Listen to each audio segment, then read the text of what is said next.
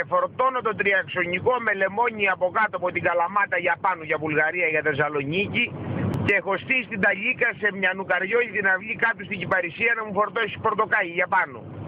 Και μόλις έχω τελειώσει και έχω κλείσει κύριος και κάνω να βγω από την Κυπαρισία, να σου ο Γιάννης με τον Νικόλα από το Άργος και έχουμε φτιάξει τάνα, κομβόι. Ο ένας πίσω από τον άλλον και κάνα 5 χιλιόμετρα πριν πιάσουμε τη Μεγαλούπολη. Αρχίναγε ο Γιάννης και μου κόλλαγε, μου τσίγλαγε ο Καριόλης και μου λέει τα μάξου μου λέει κάνει πέρα και κάτι μαλακίες δοθεκήθε κάτι αρχίδια. Γιάννη του λέω, μόλις πιάσουμε τον ανήφορο του λέω θα μου κλάσει το γκιόνι. Και έχουμε πιάσει τον ανήφορο, ρίχνω το μπισαδιό, επάταγα φρένο στις τροφές, δεν με έπαιρνε καμιά νη. Του Γιάννη τα πόδια να έχουν κατεβάσει νερό και μόλις εγώ κοντεύω να βγω απάνω, ακούω στο CD, έχει βγάλει πλάσο ο Νικόλας και τον περνάει το Γιάννη και την εξονίσει ο Γιάννης.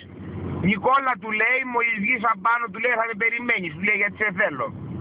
Την εψιλιάζω με τη δουλειά, έχω βγει απάνω, κάθομαι δεξιά, να σου Νικόλας από πίσω και σε κανένα διάρρη λεπτά σκάει μύτη ο Γιάννης, ρεσιμάκα με λιτζάνα κόκκινος, κατεβαίνει κάτω και τον επαγώνει τον Νικόλα και τον σηκώνει απάνω και τον επετάει κάτω και τον εκοπάνε. Γιατί του κάνεις, του λέω, το θα τον σκοτώσει. Θα τον εγαμίσω, μου λέει τον Καριόλη, εδώ κάτω μου λέει θα τον αφήσω, μου λέει τον μπούσκι που θα με περάσει εμένα, μου λέει με το 43 του μου λέει και του τον δω και το βούλγαρο το φόλιο το πουσταριό μου λέει που του έχω πληρώσει κούκους για ειδόνια για να μου στήσει 44 και να μου περάσει εμένα ο Καριόλης με το 43.